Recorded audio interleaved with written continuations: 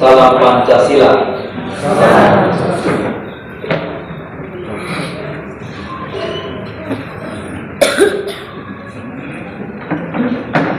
Yang saya hormati saudari IC dari DPRD Provinsi NTT yang ini hadir bersama dengan kita di aula ini,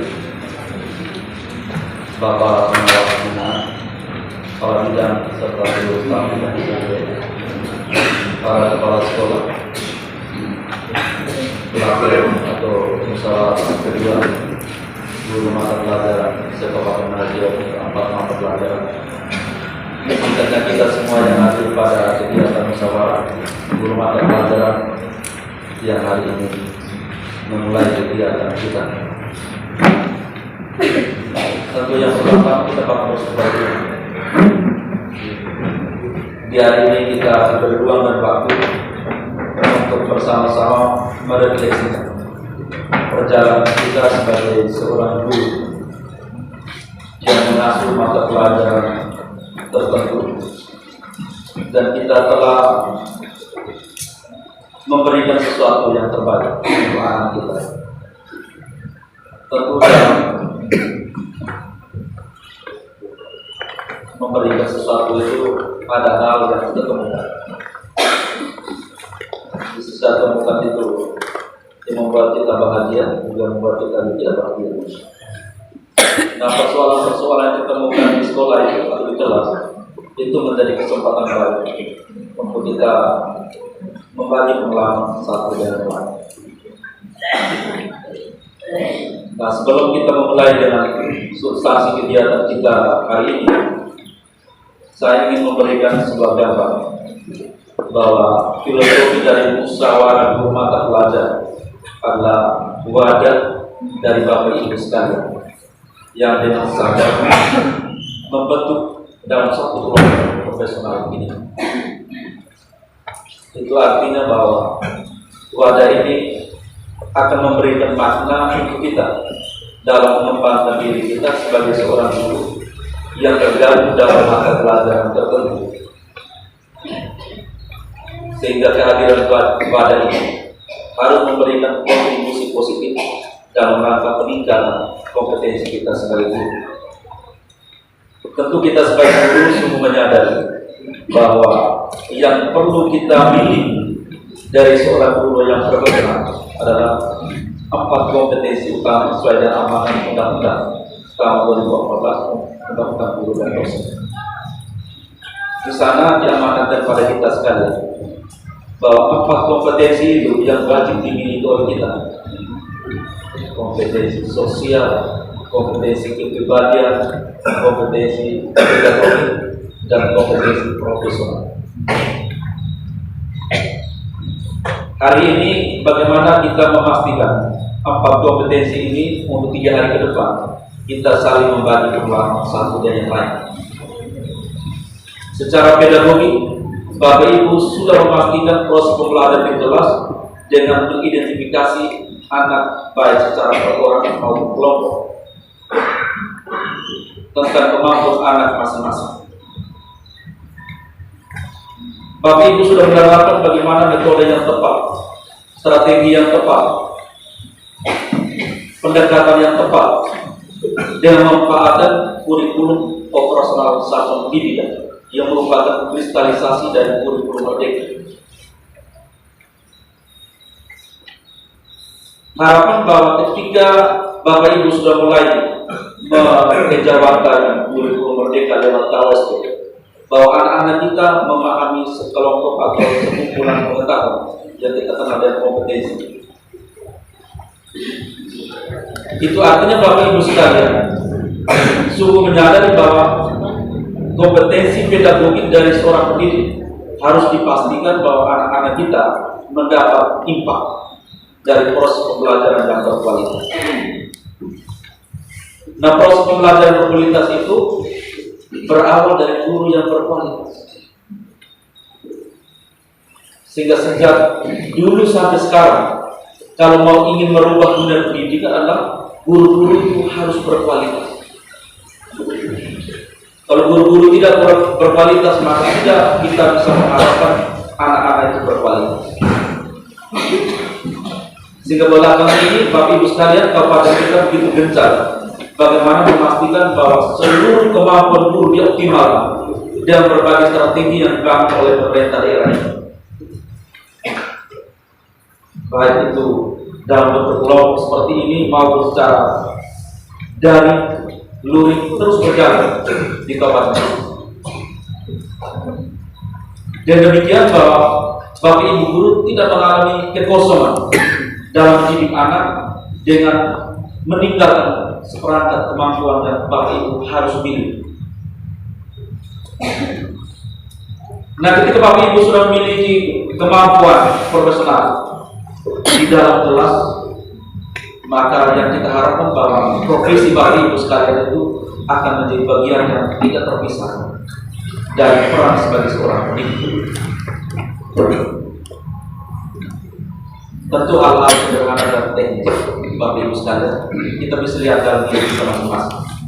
Seorang guru akan melakukan refleksi dalam dirinya tentang apakah posisi saya sudah menjadi guru yang sesungguhnya. Kalau belum, kesempatan yang disiapkan ini harus dimanfaatkan dengan sebaik-baiknya. Pemerintah dan kita sekalian berkeyakinan bahwa ketika guru dibekali yang pengetahuan yang memadai, maka harapan kita ke depan menjadi kabupaten yang memiliki anak-anak yang memiliki sumber daya manusia berkualitas, itu menjadi harapan kita bersama. Di samping dalam bentuk wadah-wadah seperti ini, dalam rangka meningkatkan kapasitas guru, tentu di kelompok komunitas itu menjadi hal yang sangat penting. Dan sekarang kita lagi gencar bagaimana di kapal kita dari kelompok komunitas, kalau dihitung secara konkret, satu sekolah satu komunitas, maka PAUD jumlahnya 140 komunitas, SD 100, SDMI 181 komunitas, SMP 957 ditambah 2 unit sekolah baru dan 97, maka total kita 59 SMP dari 42 SMP ini. Jadi diharapkan bahwa kita memiliki komunitas pelajar 300 lebih. Tetapi di Kabupaten Laipio, walaupun angka itu mungkin melebihi di Provinsi NTT, tetapi masih sangat jauh dari harapan, yaitu baru 15 komunitas pelajar yang mengakses dan aktif.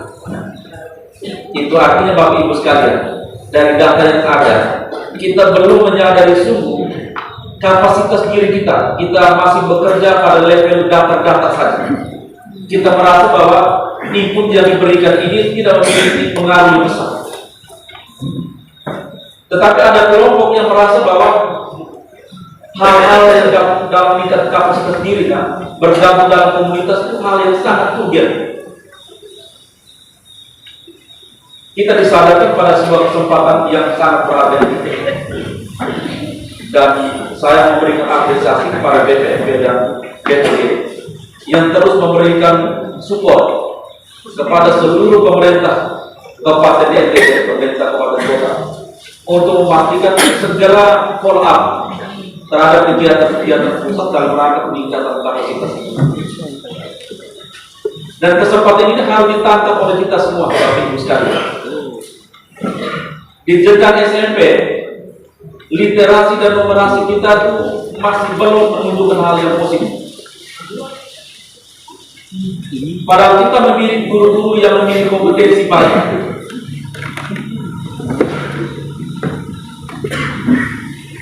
Masih banyak guru-guru kita melihat hal yang terjadi di kelas itu secara klasikal, tidak melihat sesuatu perubahan yang luar biasa, sehingga progres kita itu tidak begitu berkembang luar biasa. Walaupun dalam tataran provinsi NTT, kita juga menduduki peringkat yang baik setelah Kabupaten Ngada. Kita menggeser kabupaten-kabupaten lain yang selama ini memang baik, tetapi ini adalah cambuk untuk kita bagaimana mempertahankan kondisi ini. Kita belum mengoptimalkan seluruh potensi kita yang ada, masih tersembunyi. Kekuatan-kekuatan kita harus dioptimalkan, Bapak Ibu sekalian. hal yang sederhana saja bahwa Bapak Ibu sekalian harus menunjukkan trust, kepercayaan diri. Dari si maju biasa hubungan, kalau kita kepercayaan diri disuruh maju ke depan saja susah.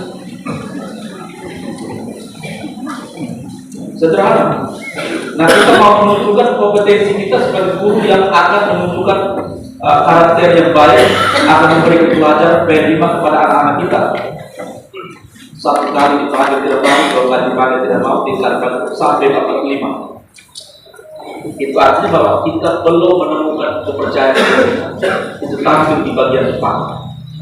Kita ngomong atau pintu kita. Ini kesempatan yang perlu kita sederhana tapi maknanya panjang atau maknanya dalam. Oleh karena itu Bapak Ibu sekalian, MGMP itu harus memberikan nilai positif untuk kita selama 3 hari ke depan.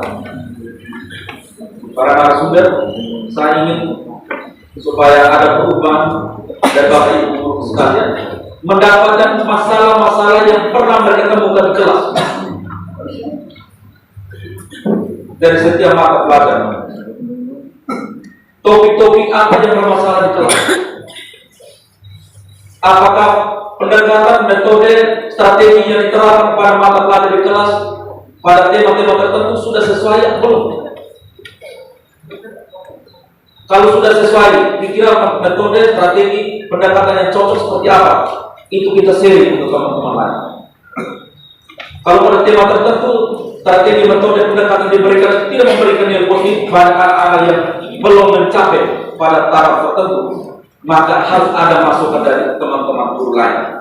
Ternyata kami di tema ini, kami menggunakan ini dan hasilnya baik. Itu artinya Bapak Ibu sekalian sudah bisa menemukan identifikasi masalah di setiap mata pelajaran Bapak Ibu sekalian. Matematika, PPKN, bahasa Indonesia dan agama.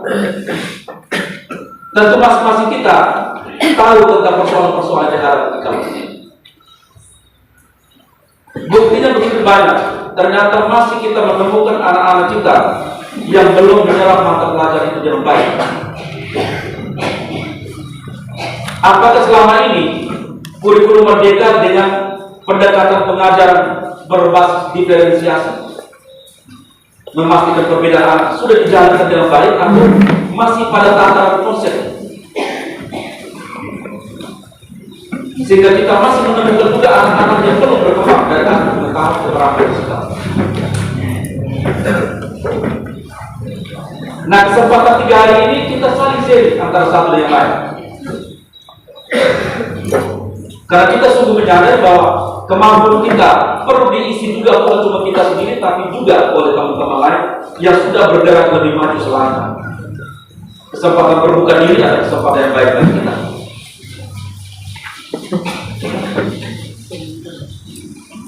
Setelah kita menemukan masalah, tentu kita lakukan langkah yang berikut, lakukan refleksi secara bersama-sama. Mengapa saya gagal? Mengapa yang ini cocok dengan metode ini, yang ini cocok dengan strategi ini, yang ini cocok dengan pendekatan ini? Kok masuk pada tema yang berikut, ternyata strategi yang terkembang di tema yang pertama tidak cocok. Berarti saya harus mencari jalan keluar. Ini langkah-langkah refleksi. Dia tidak bekerja pada hal yang sama dan seragam. Strategi yang dibangun guru itu bervariasi. Nah, kita melakukan refleksi selesai, maka pekerjaan kita masuk pada konsep tataran pelaksanaan yang kita kenal dengan istilah benar. Nah, pekerjaan membenahi ini baru dilaksanakan setelah melewati proses identifikasi, proses refleksi. Kalau itu dilaksanakan secara baik, siklus dilakukan dengan baik, maka hasil pun akan ditemukan tidak dapat dan juga tidak terlalu membahagiakan. Sehingga kegiatan yang kita bangun untuk meningkatkan kapasitas guru ini tidak hanya sebatas untuk memastikan guru-guru berkumpul di sini dan kalian pulang tidak memberikan dampak positif. Kita masih baik.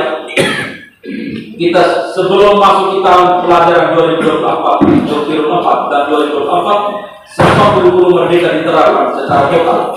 Maka persiapan kita sejak 2019, 2020 sampai 2023 itu sudah masuk pada tahap persiapan ke arah yang lebih matang.